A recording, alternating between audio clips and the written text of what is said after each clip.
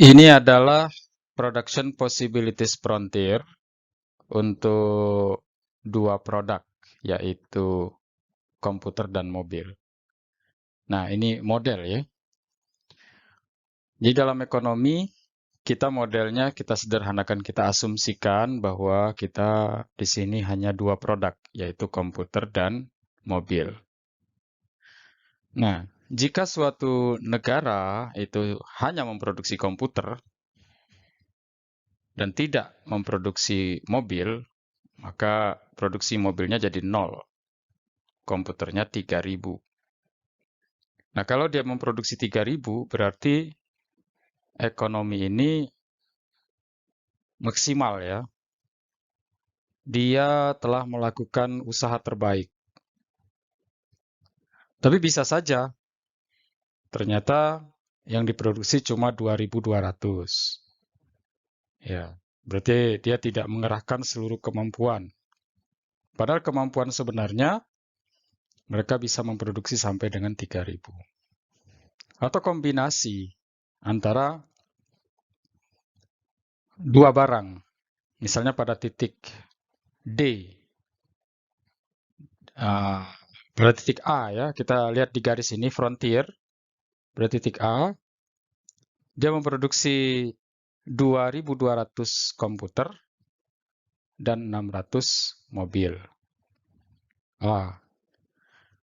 Ini dia artinya sudah maksimal. Kalau C itu mustahil, karena sudah di luar garis ini, garis possibility, kemungkinan ya, sudah di luar garis ini. Kalau di D, dia produksinya di D, maka ini belum maksimal. Karena ini masih area di dalam possibility frontier-nya. Seharusnya dia bisa di sana ya. Tapi dia di D. Nah, ini belum efisien ya. Seperti itu. Ini untuk kondisi dalam negara. Bentuknya nanti seperti ini. Bentuknya seperti ini. Agak membusur. Tapi kalau kita sederhanakan nanti di contoh yang lain, itu dia lurus. Kenapa ini membusur? Ini menunjukkan bahwa produksi sebelumnya itu membantu untuk produksi berikutnya, sehingga dia menambah jumlah dari produksi berikutnya, begitu ya. Karena ini komunitas. Cuman ini sebuah model, artinya gambaran realitas sesungguhnya tidak seperti ini juga. Ini model penggambaran perkiraan. Kita mengasumsikan bahwa sebuah negara itu memproduksi komputer, hanya memproduksi komputer dan hanya mobil saja, begitu ya. Nah, ini terjadi pergeseran di kurvanya ya. Ini model tadi sama, tapi ini terjadi pergeseran karena adanya sebuah penemuan di bidang komputer. Sehingga komputer bisa diproduksi dalam jumlah yang lebih banyak.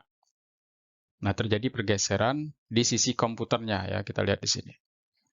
Sementara di sisi mobil belum terjadi pergeseran karena belum ada penemuan atau teknologi baru yang bisa menggeser garis ini menjadi keluar. Kita lihat di sini ya. Jadi yang tadinya titik G itu adalah tidak mungkin, sekarang menjadi mungkin dicapai gitu ya. Titik G itu bisa dicapai dengan adanya penemuan baru di bidang teknologi komputer. Ya, intinya kurva possibility frontier ini bisa bergeser dengan adanya faktor-faktor seperti contohnya di sini adalah penemuan teknologi di bidang komputer yang bisa memproduksi komputer lebih banyak.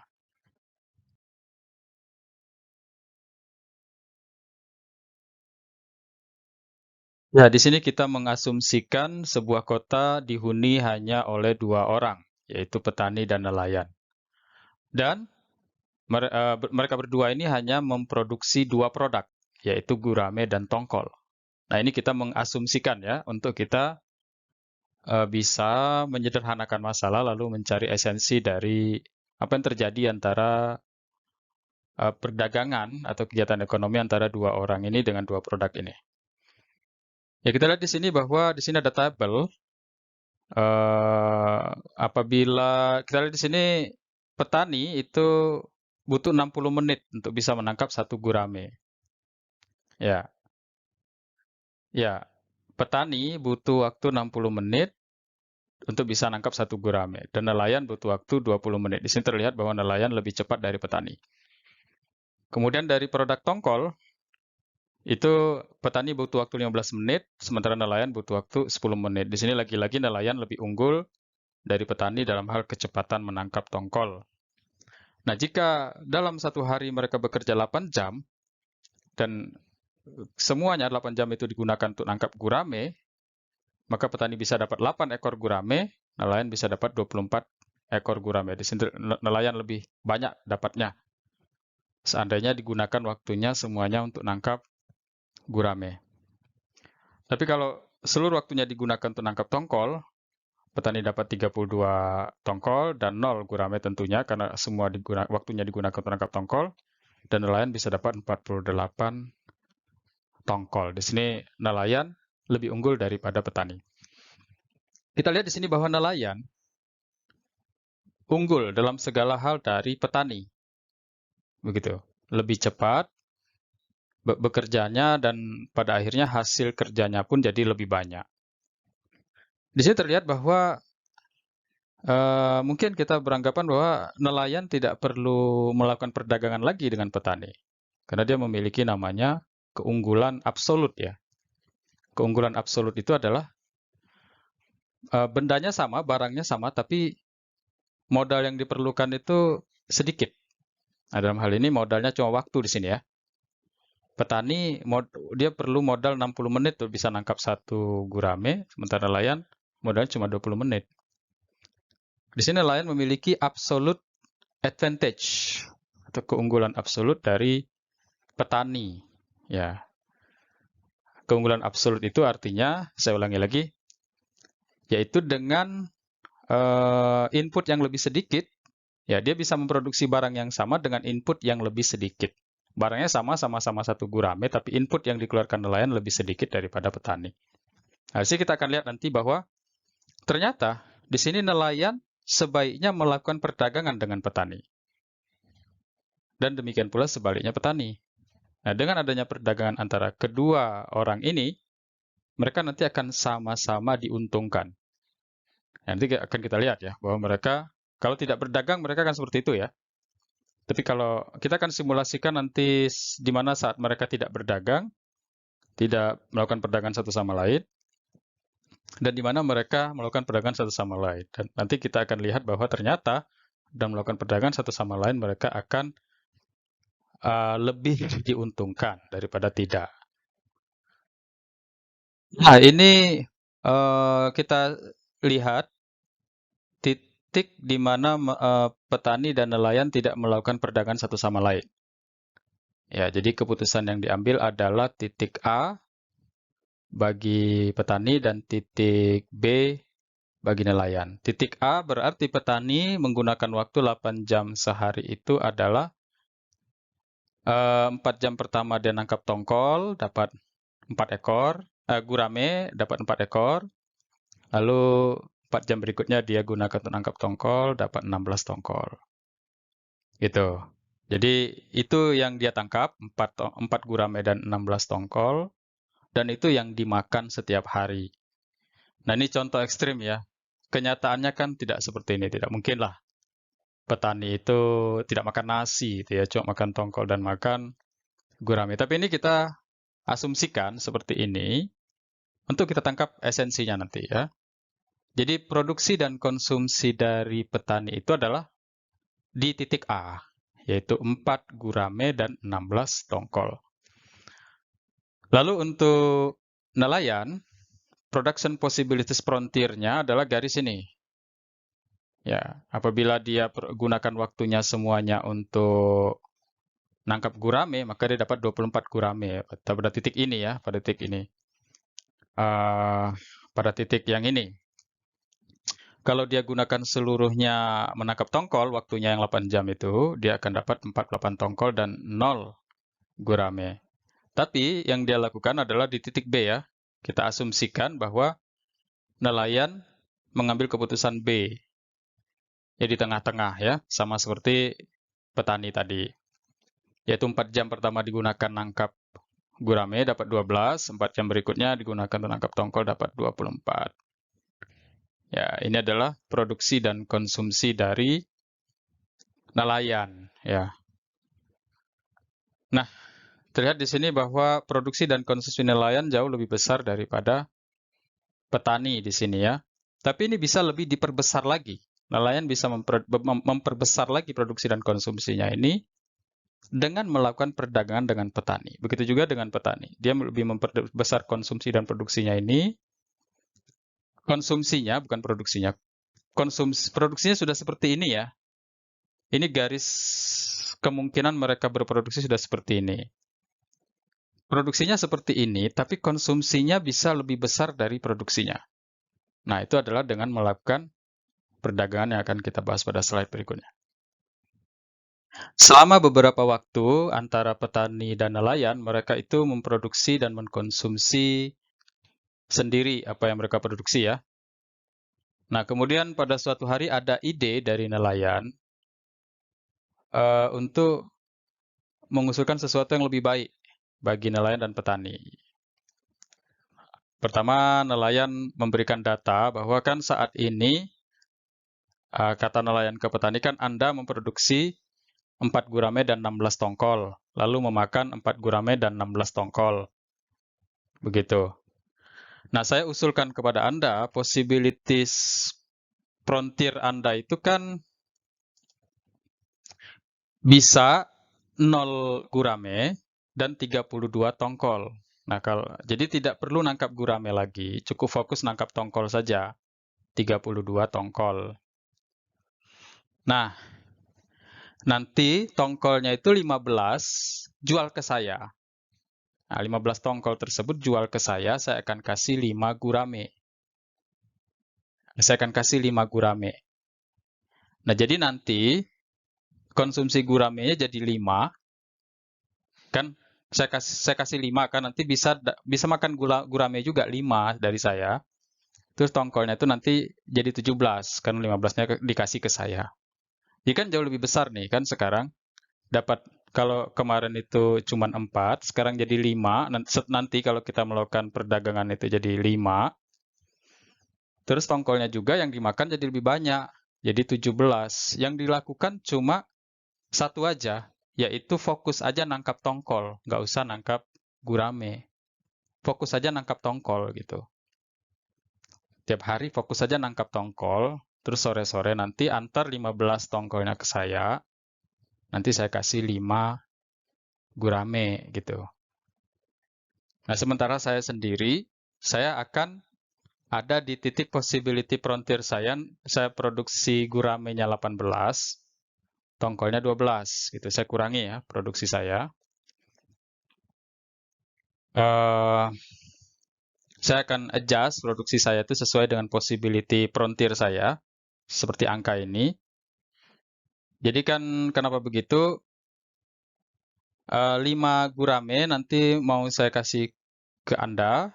Jadi saya 13 gurame. 13 gurame kan sekarang saya makan 12 gurame nih. Nah, dengan ini saya bisa makan 13 gurame. Nah, terus tongkol karena saya produksi 12 kan, dapat lagi dari kamu 15. Nah, saya sekarang jadi makan 27 tongkol. Kalau kemarin waktu kita nggak melakukan perdagangan, saya cuma makan 24. Gimana? Jadi yang kamu lakukan cuma katanya fokus saja di nangkap tongkol aja. Kemudian saya akan mengadjust titik dari possibility frontier pada titik ini, gitu. Pada titik saya akan gurame 18 dan tongkol 12. Jadi untuk kamu, katanya untuk Anda, petani, Anda cukup fokus di nangkap tongkol. Simpelnya. Terus sorenya 15 kasih ke saya akan kasih 5 gurame. Gitu. Ya, seperti itu.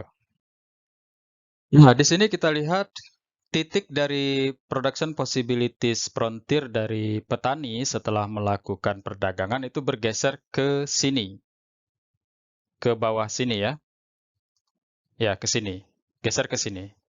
Jadi sebelumnya titik produksinya itu adalah di A, tapi setelah ada deal kesepakatan dengan nelayan, maka petani menggeser possibility frontiernya di titik ini, yaitu memproduksi hanya tongkol. Jadi dapat 32, berarti guramenya 0 ya.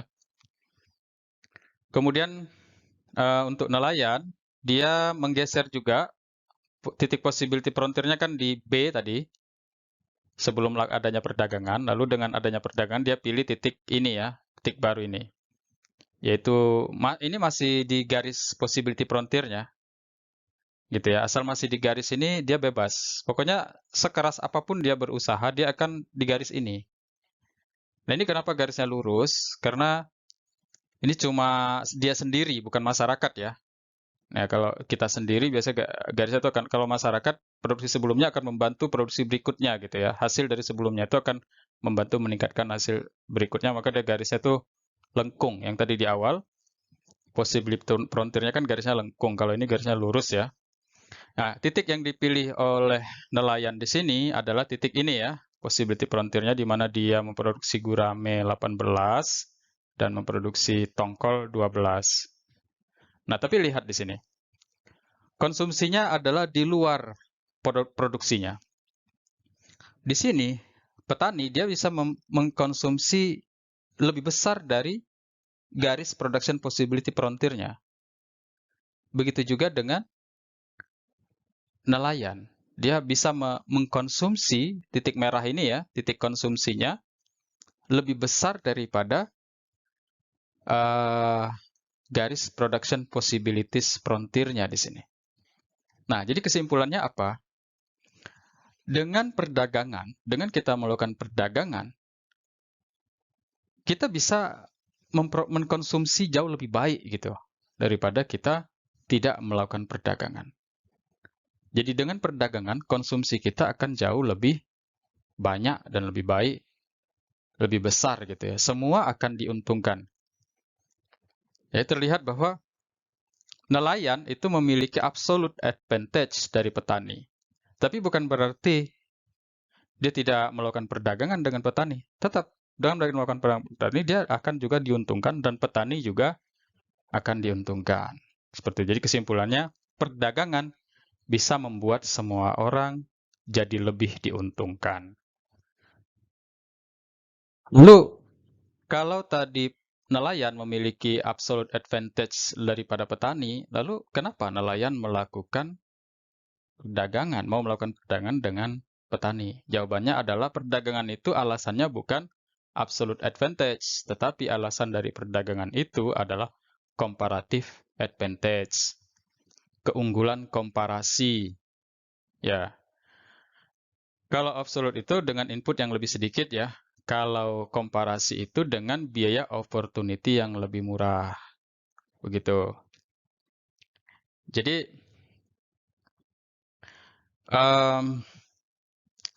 nanti kita akan jelaskan di contoh kasus berikutnya untuk lebih memahami biaya opportunity yang lebih murah dari comparative advantage.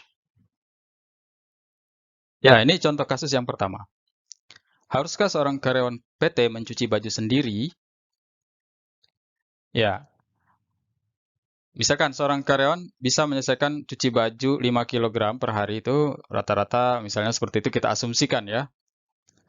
Itu dari mulai mencuci, membilas, menjemur, melipat, itu butuh 1 jam dalam sehari.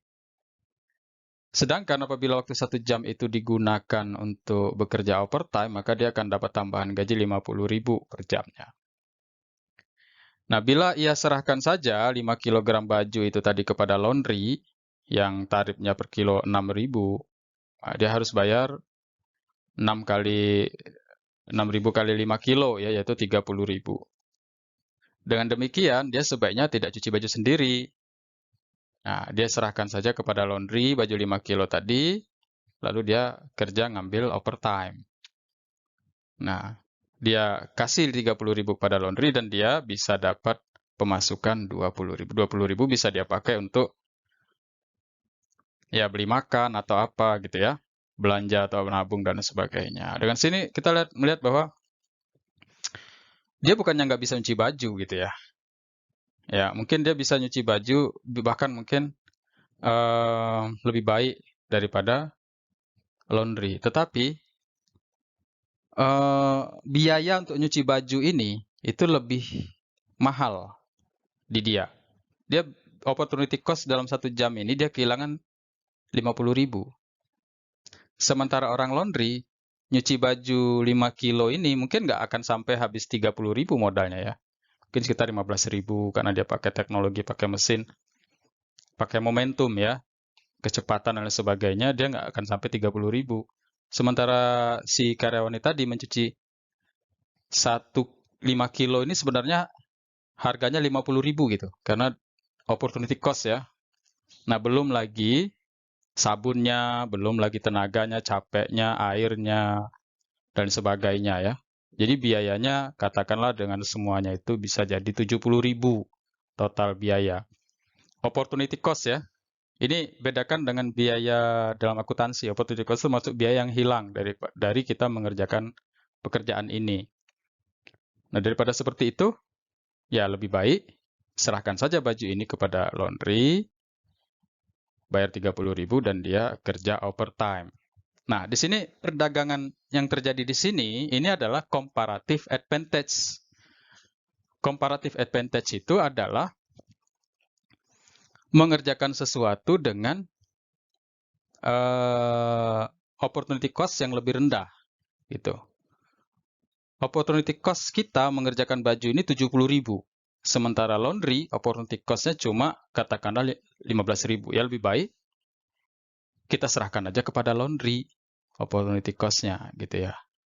Mengerjakan bajunya. Dan semua kan jadi lebih baik. Laundry bisa untung 15.000, kita pun bisa untung 20.000. Kan dengan adanya perdagangan seperti ini, kedua-duanya menjadi lebih baik kan. Seperti itu. Nah, ini studi kasus kedua. Ya, haruskah Indonesia melakukan perdagangan dengan negara lain? Ya, ini kita asumsikan, misalkan Indonesia dan Jepang memproduksi mobil sama cepatnya. Satu pekerja Indonesia dan satu pekerja Jepang sama-sama bisa memproduksi 1 mobil per bulan. Jadi kecepatannya sama ya, satu pekerja Indonesia dan satu pekerja Jepang kecepatannya sama, itu sama-sama bisa memproduksi 1 buah mobil per bulan. Tapi yang beda adalah saat memproduksi beras. Ya, karena Indonesia memiliki lahan yang lebih luas dan lebih subur daripada Jepang, dan kita asumsikan teknologi dalam pertaniannya pun lebih baik daripada Jepang. Maka seorang pekerja Indonesia itu dalam 1 bulan bisa memproduksi 2 ton beras. Sementara Jepang, seorang pekerjanya dalam 1 bulan hanya mampu memproduksi 1 ton beras. Dari sini terlihat bahwa opportunity cost 1 mobil di Indonesia itu adalah 2 ton beras. Jadi kalau kita produksi 1 mobil di Indonesia itu, kita kehilangan 2 ton beras ya. Ya, kalau kita ngerjain 1 mobil itu kita kehilangan 2 ton beras. Sementara Jepang 1 ton, sementara Jepang cuma 1 ton, gitu kan? Jadi di Jepang lebih murah biaya produksi mobilnya. Di kita itu 2 ton beras, biaya opportunity cost 1 mobil, sementara Jepang cuma 1 ton. Makanya dalam hal ini lebih baik Jepang tuh memiliki comparative advantage di mana opportunity cost-nya lebih murah ya. Cuma 1 ton. Biaya opportunity cost-nya lebih murah daripada Indonesia, yaitu cuma 1 ton beras. Oleh karena itu, Indonesia lebih baik fokusnya ke produksi beras, dan Jepang fokusnya di produksi mobil. Begitu juga dengan 1 ton beras itu satu mobil di Jepang ya, dan cuma setengah mobil di Indonesia. Maka Indonesia memiliki comparative advantage dalam memproduksi beras. Jadi kalau kita memproduksi 1 beras, itu dia kehilangan 1 mobil di Jepang itu. Sementara kita setengah mobil. Ya, lebih murah di kita ya. Kalau kita produksi satu ton beras itu kita cuma kehilangan setengah mobil. Sementara Jepang dia kehilangan 1 mobil. Jelas dia nggak mau lah. Dia produksi 1 ton beras, dia kehilangan 1 mobil. Di kita cuma setengah mobil. Oleh karena itu Indonesia memiliki comparative advantage dalam memproduksi beras. Jadi kesimpulannya, perdagangan itu bukan karena absolute advantage ya, tetapi karena comparative advantage. Comparative advantage itu adalah mengerjakan sesuatu dengan opportunity cost yang lebih rendah.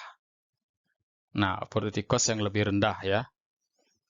Nah, opportunity cost itu adalah biaya kesempatan. Seluruh biaya yang keluar dalam memproduksi barang itu lebih rendah daripada orang lain, daripada negara lain. Nah, itulah yang menjadi faktor pendorong daripada spesialisasi dan perdagangan. Nah, dan perdagangan itu membuat semua orang menjadi diuntungkan. Ya, bahkan yang tadi contoh ekstrim antara petani dan nelayan, nelayan yang memiliki absolute advantage jauh daripada petani, pada akhirnya dia memiliki comparative advantage. Petani memiliki comparative advantage ya, di mana petani memiliki biaya opportunity cost yang lebih rendah daripada nelayan dalam produk tertentu. Baik, demikian saja. Sampai jumpa lagi pada materi-materi berikutnya. Terima kasih atas perhatiannya.